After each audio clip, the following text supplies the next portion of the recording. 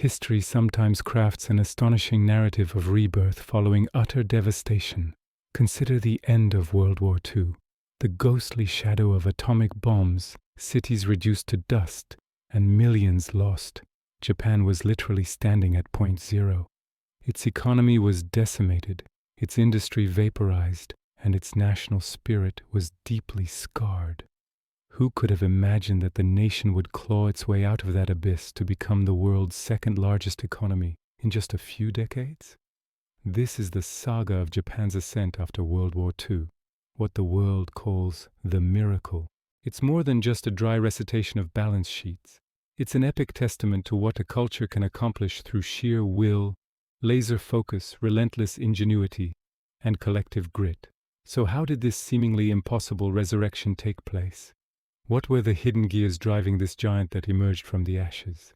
Today, we will take a deep dive into the engine room of the Japanese economic miracle, its pivotal moments, and the profound lessons it holds for us all. 1945 marked a devastating end and a difficult yet necessary new beginning. Japan was placed under a 7-year occupation led by General Douglas MacArthur, the supreme commander of the Allied powers, SCAP. Contrary to all expectations, however, this occupation became the crucible for crucial structural reforms that would shape the nation's future. The MacArthur administration sought to uproot Japanese militarism while laying the groundwork for a democratic society and economy.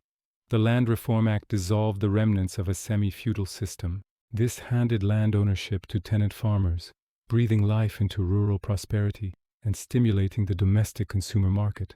Access to education was dramatically expanded, and the right to form labor unions was guaranteed.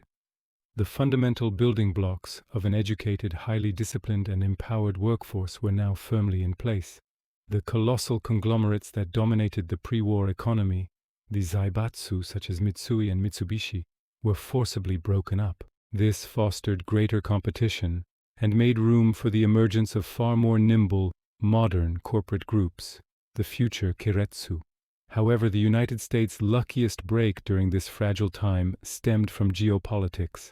The intensifying Cold War beginning in 1948 and the outbreak of the Korean War in 1950. The United States urgently needed a strong, reliable ally to combat the spread of communism in Asia. Japan strategically leveraged this situation. The deluge of enormous orders placed with Japanese factories for the Korean War provided a massive influx of capital, known as the Special Procurement Demand, which acted as the vital first jolt to its recovering economy. Even as it struggled with the aftermath of war, Japan, backed by Western attention and support, quietly prepared the groundwork for its legendary growth. The period from the mid-1950s to the early 1970s was Japan's golden age. The nation routinely achieved an average annual growth rate of over 10%. This was the era when the miracle was most tangible. This phenomenal ascent was built upon 4 strategic pillars.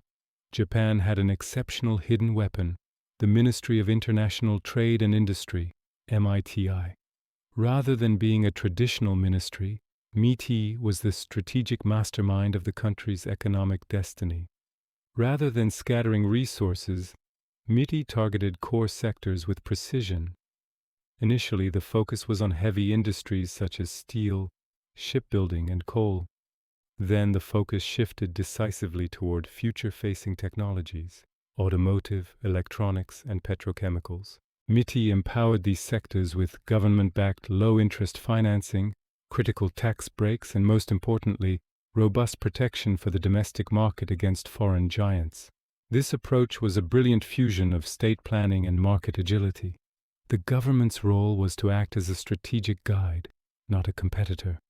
Japan was poor in natural resources and had no oil. However, it possessed one invaluable resource: human capital. The Japanese leadership positioned their high educational standards and strong cultural work ethic at the heart of nation building. 2 concepts defined Japanese quality and revolutionized global manufacturing during this era: kaizen, continuous improvement, and this philosophy demands that every individual, from factory floor operators to CEOs, constantly offer suggestions for improvement, no matter how small. Quality is not a destination you reach, it's an ongoing pilgrimage. Quality control circles. Small, autonomous groups of workers gathered to diagnose production flaws and engineer solutions together. This dramatically improves quality output while fostering profound employee loyalty. With this ethos, Japanese products shed their reputation as cheap imitations and became the global standard for durability, superior quality, and absolute reliability. This discipline was the genuine driving force behind brands such as Toyota and Sony. The post-war constitution severely limited Japan's military presence. Defense spending was capped at less than 1% of the nation's GDP. What was the net effect of this? Japan was free to invest the majority of its financial resources into productive capacity rather than fighter jets and battleships. Factories, modern infrastructure, cutting-edge research, and education. This gave Japan a significant economic advantage over Western powers, which were burdened by enormous defense budgets. Rather than painstakingly inventing everything anew, the Japanese demonstrated extreme pragmatism by rapidly importing the latest Western technologies through shrewd licensing agreements. However, they never stopped at mere imitation. Through the lens of their kaizen philosophy, they refined that imported technology to be infinitely more efficient and higher in quality. They adapted American quality control methods and merged them with revolutionary proprietary systems like just-in-time production. By the 1970s, Japan had transitioned from a recovering state to the undisputed engine of the global economy. In 1968, Japan overtook West Germany, securing its position as the second-largest free market economy after the United States. However, this period was met with global turbulence, particularly the oil crises. When oil prices soared, this posed a significant challenge to Japan, which lacked natural resources. Yet they ingeniously transformed this challenge into a competitive advantage. Japanese automakers countered their Western rivals' large, inefficient models with smaller, highly economical, and fuel-efficient vehicles. This masterful strategy propelled them to market dominance in North American and European sectors. Iconic models like the Honda Civic and the Toyota Corolla captured the world's imagination. The 1980s represented the absolute peak of Japan's economic might. Tokyo became a bustling global financial hub, competing directly with London and New York. Japanese corporations deployed massive global investments and acquired American cultural landmarks such as the Rockefeller Center. In the West, Japan's perceived economic invincibility began to raise serious concerns. Economic prosperity has fundamentally transformed society. Once struggling, the Japanese people now enjoy sophisticated social security systems, high living standards, and modern housing. Systems such as lifetime employment, shushin-koyo, and seniority-based wages, nenko-joretsu, provided deep job security.